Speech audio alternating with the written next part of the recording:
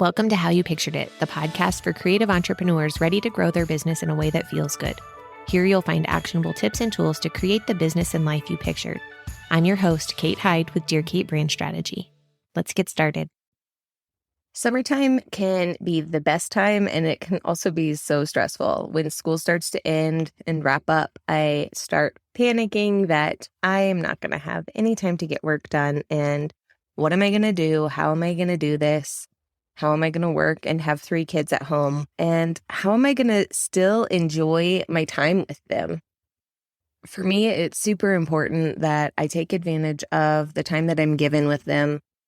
They're only home for summers for so long. They're only little for so long. And I'm watching them grow up so fast. My kids are turning 8, 10, and 12 this year. So I feel like my time with them is starting to get more limited. Like, I only have a few more summers left with all 3 of them at home, and I want to make the most of it.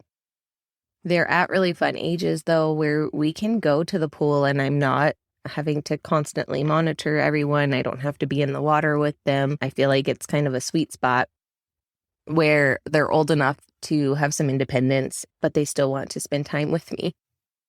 So, what am I doing to make sure that I'm getting the most out of my time working and the most out of my time with the kids? Let's talk about a few things that I've put in place this year. First, we signed up for summer camp. We have 3 weeks of summer camp starting out the beginning of the summer here. So they're there this week. They're going 8 to noon, Monday through Thursday for 3 weeks. It is so nice because it's free through our school district, which is amazing, but they are not loving it necessarily. They think that I've put them in school for the summer. So I'm trying to make the afternoons fun. But in the morning times, I am running errands, going to the dentist, which has been my first 3 days of this summer camp. And I am working on batching out content and social media so that through the rest of the summer, I've got content ready to go. Things are scheduled out. I've got emails. I've got social media. Everything is just ready to go so that I can continue to bring in more clients while I am on kind of a limited schedule. The second thing I'm doing is hosting mini sessions for family clients. I have one night set aside in June and one night in July. And this lets me serve 10 clients and means I only have to be away from home for 2 evenings. I love mini sessions. I make great money at them. I charge $275 for a 20-minute spot, and the clients get 3 images. So most of them end up upgrading and buying more images. I'm soft proofing, so I'm not spending all day editing. I'm only culling and then editing for like quick global edits, no retouching, and sending those off to the client to choose their images. Then they get to decide which ones they want to purchase, and those are what I do a final edit on. This saves me so much time on the computer. I also end up outsourcing a lot of those final edits, so I'm not even doing that part of it to save more time on the computer. I don't want to be at the computer while my kids are here. So by doing these mini sessions, 1, I'm not having to leave as much for outdoor evening sessions, and 2, I am soft-proofing so that I'm not spending so much time behind the computer. The third thing I'm doing is having a set schedule of availability. I chose 1 weekday per week and 1 weekend evening every other week for any client appointments because I will have some family or outdoor sessions outside of those mini sessions. I like having this set availability. I know that I might work those days. And I've even then set it up on a scheduler inside Dubsado so clients can just choose which time works for them out of my availability and book without any back and forth.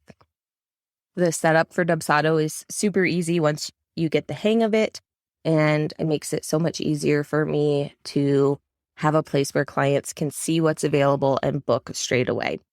It also makes it easier for me to plan other things like our family events, like family movie nights or camping trips, things like that, so that I know when I'm available for those things and I can put them on my calendar and make sure that I get that time with my family.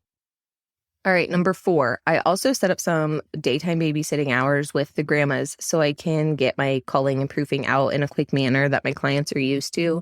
My clients are used to seeing their images within about 48 hours of their session.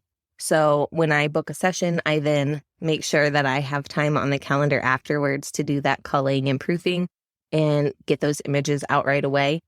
I find that having that quick turnaround time, well, one, as a client, I hate waiting for my images. It's so stressful. You think nothing turned out. It leaves you feeling like this gut feeling that, oh, what if they're not good? So it's important for me that my clients get their images back fast for that reason, because if I was on the other end, I'd want mine back fast.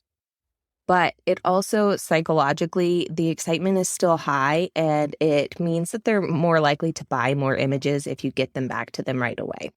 So having that time built in to cull, improve, and get them out right away helps increase my sale and means that I'm going to make more money on that session, which then also means that I don't have to take on as many sessions if I'm making more per client. And then number 5, I'm scheduling in some time for play. We as a family can easily and happily be couch potatoes. I am writing out a summer bucket list and putting those things on the calendar. August will be here before I'm ready, and I want to make sure that I get some of these activities in.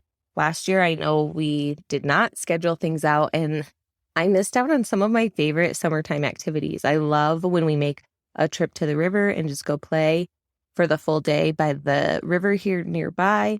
I want to make sure that we do that. We didn't do that last year. Also with that, I find that having kind of a routine or a schedule really helps us. I don't really like a strict schedule, but for me, if we have like morning activities when it's cooler and then afternoon we're home and in our air conditioning, I can work in those afternoon hours while the kids kind of relax. Having that kind of set up for them to know what to expect each day, that mornings we're going to go do something and afternoons they're going to be home, helps me know when my work hours are, and I can then schedule out the work that I need to do. Lastly, I'm delegating, outsourcing, and automating things so that I'm making the most of my time and my time is as efficient as possible. Like I said, I outsource that final edit, the retouching part of it. I also outsource grocery shopping by using grocery pickup. That time is super valuable to me. I hate grocery shopping, and being able to quickly place an order online and go pick it up is so much better for us and means that my kids aren't having to grocery shop either. I have just always dreaded grocery shopping with kids. When my third was born, we really switched to pretty much only grocery delivery and grocery pickup, or my husband did the grocery shopping. As far as delegating, we're working as a family to keep the house picked up. We are doing Sunday house resets where everybody helps do a quick, it really only takes like 10 minutes, clean up of things, get the dishwasher emptied and reloaded, get the counters cleaned off, get the table cleared, all of those kinds of things on Sunday nights. And my kids are old enough to help, and really any age of kids are able to help with some part of the house care, I guess once they hit about 2. Think of the easiest things you can. My littlest loves to vacuum. He always gets to do the vacuuming. They all help with putting dishes away. They've done that for a long time, especially like the silverware. That's an easy job that is easy for them to reach, but is a huge help for me when I can go to an empty dishwasher and load it and not have to unload it first. I don't know why, but that extra step of having to unload it always just like stops me, and I end up putting off doing the dishes forever. And then automating things. I talked about earlier that I am batching a lot of content. So I then am scheduling that out using things like Planoly and Tailwind. I've also started using a new program called Missing Letter. I will make sure to link all of those things in the show notes for you. Missing Letter pulls from your blog posts and helps create social posts. So if you are good at keeping up on the blogging, Missing Letter will help pull images and quotes from your blog posts and turn them into social media posts, which is super helpful, and then schedules them out And you can do like even like a 12-month campaign where you're repurposing that content over and over again for a full year. All right. I do want to let you know also that I have a new course coming up called Soft Proofing Made Simple. It is coming out in the next week or two, and it will be a really low cost course that teaches you the basics of how to set up soft proofing, the benefits of soft proofing, and how to really cut your editing time in half and increase your profits. You can grab the course now at the pre-sale price at the link in the show notes. This is going to be the very lowest price you'll ever see the course, and you'll get access to the course as soon as it launches. You'll also get to help shape the course a little bit. I'll send you a survey when you make that purchase, so you can tell me what you need and are hoping to get from the course.